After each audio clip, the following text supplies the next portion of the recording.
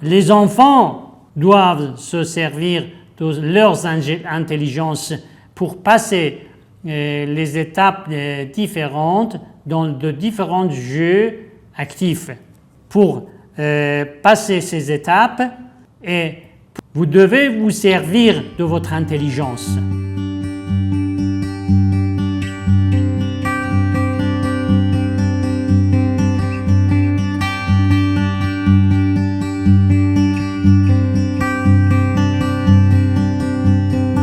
Par le nom de Dieu clément et miséricordieux, et que le salut de Dieu soit sur notre grand prophète Hazrat Mohammed, je commence notre discussion d'aujourd'hui par la continuation de parler sur l'éducation intégrante.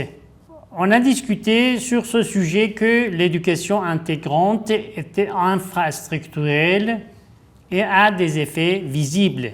C'est-à-dire parce que vous faites sur cette éducation basée sur les infrastructures, vous pouvez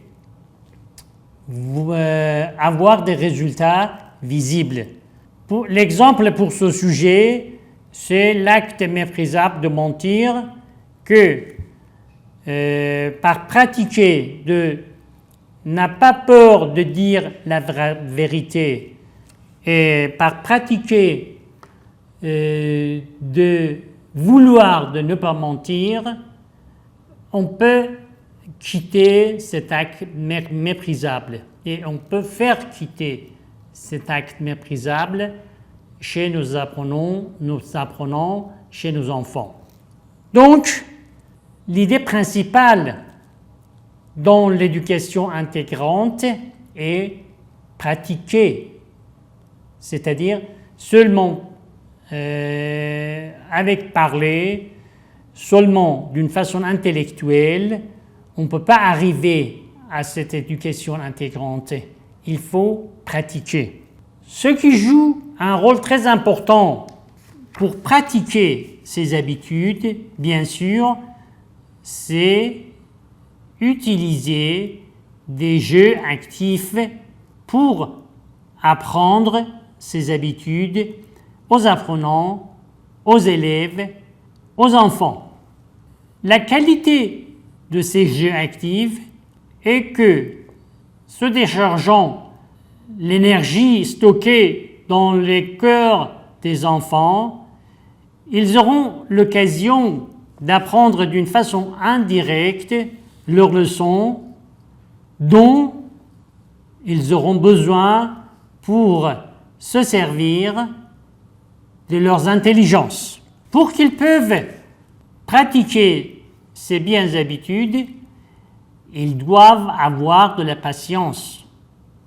Donc, une chose principale pour capter de pouvoir faire quelque chose, c'est la patience. Je vous donne un exemple pour la patience.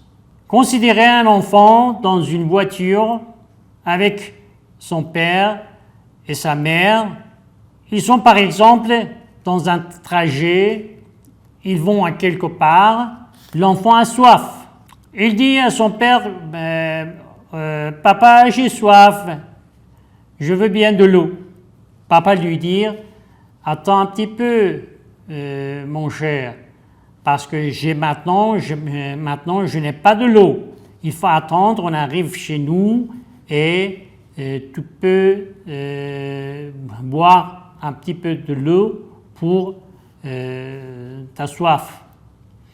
Mais la mère reproche le père et lui dit, attends, il faut acheter par exemple une bouteille de l'eau pour lui. Vous voyez, ici, vous allez faire quelque chose que la patience n'est pas pratiquée. Il faut faire pratiquer la patience chez l'enfant. Définitivement, certainement, l'enfant ne mourra pas de cette soif pendant quelques minutes, même pendant quelques heures. Donc, pour pratiquer la patience chez l'enfant, il faut commencer dès l'enfance. Ces occasions-là sont des occasions convenables pour pratiquer la patience.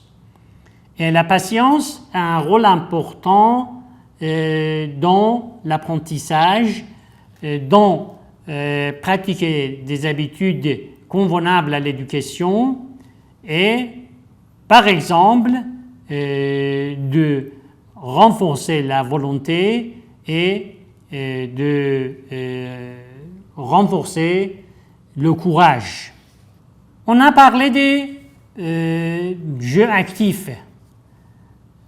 On a dit que par des jeux actifs, les enfants, les apprenants auront la possibilité, d'une façon indirecte, d'apprendre leurs leçons. Mais quel est le rôle principal de ces jeux actifs? Le rôle principal de ces jeux actifs est que ils provoquent, c'est-à-dire ces jeux actifs provoquent d'utiliser l'intelligence chez l'apprenant ou chez les enfants. Vous voyez, dans les jeux actifs, vous avez plusieurs étapes. Vous devez faire quelque chose pour passer d'une étape à l'autre et vous devez résoudre des problèmes pour passer ces étapes.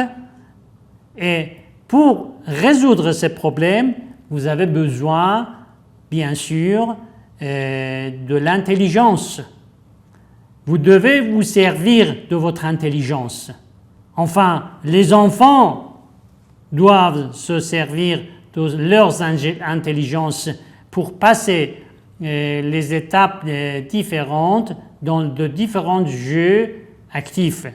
Donc, cela a un rôle très important dans le procès de l'éducation, dans le procès de l'apprentissage, et cet apprentissage reste pour les enfants, pour les apprenants, c'est-à-dire est durable, c'est-à-dire est efficace, c'est-à-dire est applicable dans leur vie. Comme on a plusieurs fois dit, l'âge optimal pour faire tous ces procès serait de la date de naissance jusqu'à 7 ans.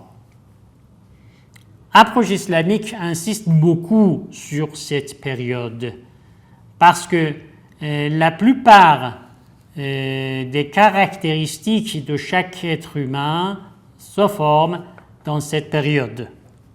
Par ces jeux actifs, l'enfant, l'apprenant, peut avoir l'occasion d'utiliser la compétence d'analyser des questions. Analyser des questions sera incontestablement le fruit de se servir de l'intelligence. C'est-à-dire, pour analyser des questions, il faut se servir de l'intelligence.